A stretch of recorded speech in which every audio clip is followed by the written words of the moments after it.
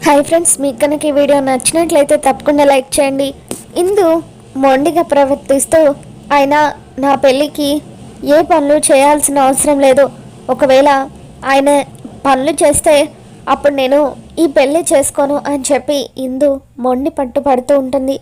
ఇంట్లో వాళ్ళందరూ కూడా ఇందుకి నచ్చ చెప్పాలని ప్రయత్నిస్తూ ఉంటారు. కానీ ఇందు మాత్రం అన్ని పనులు కూడా అత్తయ్య మావయ్య వాళ్ళే చేయాలి అని చెప్పి అంటూ ఉంటుంది. ఇందు మాటలకు అపూర్వ ఎంతగానో ఆనందపడిపోతూ ఉంటుంది. కృష్ణప్రసాద్, మీరా వీళ్ళంతా కూడా చాలా బాధపడుతూ ఉంటారు. సరే, ఇందు అంతలా మొండి పట్టు పడుతుంది కదా, మేం మాత్రం ఏం చేస్తాము? ఇందు చెప్పినట్టు చేయక తప్పదు కదా. అవతల పందిరి గుంజ నాటే టైం అవుతుంది, వెంటనే వెళ్ళి బావని పిలవాలి అని చెప్పి అపూర్వ అక్కడి నుండి వెళ్ళిపోతుంది. ఇక అందరూ కూడా ఇందుని చీకొట్టి అక్కడి నుండి వెళ్ళిపోతారు. తప్పు చేస్తున్నావు ఇందు, దీని ఫలితం నీకు ఇప్పుడు అర్థం కాదు, ముందు ముందు తెలుస్తుంది అని చెప్పి చెర్రీ ఇందుకి వార్నింగ్ ఇచ్చి అక్కడి నుండి వెళ్ళిపోతాడు. తర్వాత బిందు ఇందుకి నచ్చ చెప్పడం కోసం అని చెప్పి తన భుజం మీద చేయి వేస్తుంది.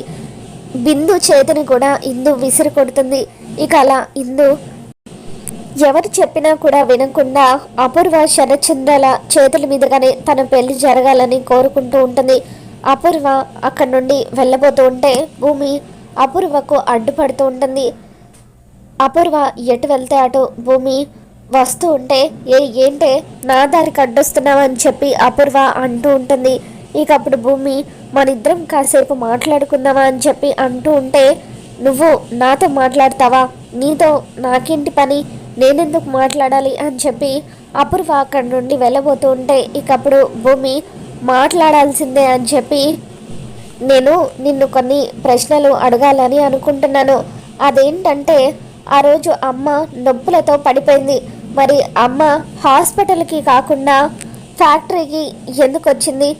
ఎవరైనా ఫ్యాక్టరీకి రప్పించారా, కావాలనే అమ్మను చంపించారా అని చెప్పి భూమి అపూర్వ వైపు చూస్తూ ఉంటే అపూర్వ ఎంతగానో టెన్షన్ పడిపోతూ ఉంటుంది.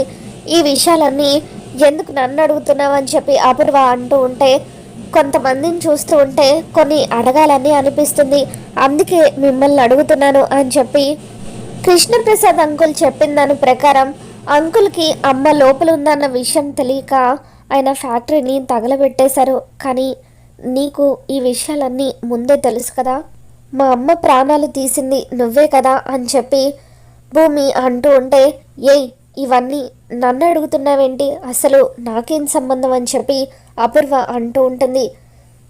త్వరలోనే అమ్మ ప్రాణాలు తీసిన వాళ్ళను తన దగ్గరికి పంపిస్తాను, తనకు క్షమాపణ చెప్పేలాగా చేస్తాను అని చెప్పి భూమి అంటూ ఉంటే, ఇదంతా నాకెందుకు చెబుతున్నావని, నా దారికి అడ్డు రాకు, నన్ను వెళ్ళనివ్వని అపూర్వ అంటూ ఉంటుంది. కొంతమందిని చూస్తూ ఉంటే కొన్ని విషయాలు చెప్పాలనిపిస్తుంది అని చెప్పి భూమి, ఈ విషయం గురించి తర్వాత మాట్లాడుకుందాం, కానీ ముందు ఇది చెప్పు, కృష్ణప్రసాద్ అంకుల్ మీరా ఆంటీ ఉండగా ఇందు పెళ్ళికి మీరు పందిరి గుంజ నాటడం ఏంటి, మీరెందుకు పందిరి గుంజ నాటాలి అని చెప్పి భూమి అంటూ ఉంటుంది.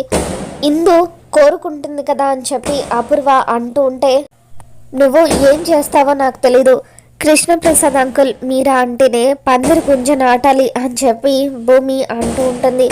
నేను చెప్పిన మాట అదెందుకు వింటుంది, నా వల్ల కాదు అని అపూర్వ అంటూ ఉంటే, నువ్వు ఆడించే బొమ్మ కదా, నువ్వు ఎలా ఆడిస్తే అలా ఆడుతుంది కాబట్టి నీ మాట ఖచ్చితంగా వింటుంది, వెళ్ళి కృష్ణప్రసాద్ అంకుల్ మీరా అంటేనే పందిరి గుంజ నాటాలని తనకు అర్థమయ్యేలాగా చెప్పు, లేదంటే నా సంగతి తెలుసు కదా అని చెప్పి భూమి తన చేతిలో ఉన్న నాగు ఫోన్ని అపూర్వకి చూపిస్తూ ఉంటుంది. ఇప్పుడు కనుక కృష్ణప్రసాద్ అంకుల్ వాళ్ళు పందిరి గుంజ నాటకపోతే అంకుల్ నీ మీద చేయి చేసుకునే పరిస్థితి వస్తుంది అని భూమి అపూర్వని బెదిరిస్తూ ఉంటుంది.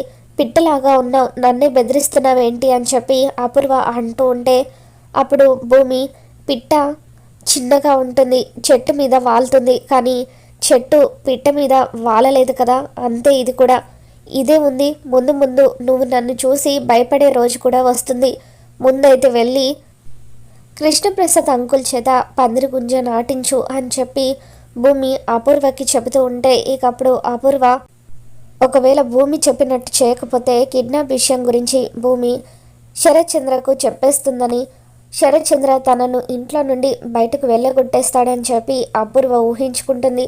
ఇక అలా భయపడి వెంటనే పరుగు పరుగున గార్డెన్లోకి వస్తుంది. పందిరి గుంజ నాటడానికి శరత్ చంద్ర రెడీ అవుతూ ఉంటాడు.